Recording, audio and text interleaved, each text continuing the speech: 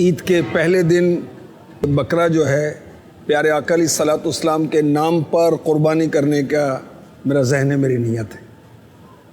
میرے آقا صلی اللہ علیہ وسلم نے اپنی امت کی طرف سے قربانی کی، میں انشاءاللہ اپنے آقا کی طرف سے کروں گا۔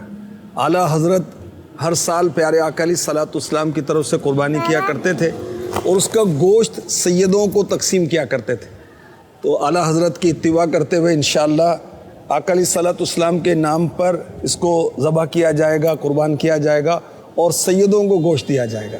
حضرت علی رضی اللہ تعالیٰ عنہ بھی پیارے آقا علیہ الصلوۃ والسلام کے نام پر ہر سال قربانی کیا کرتے تھے اور یہ فرمایا کرتے تھے کہ مجھے نبی پاک علیہ الصلوۃ والسلام نے اس کا حکم دیا ہے۔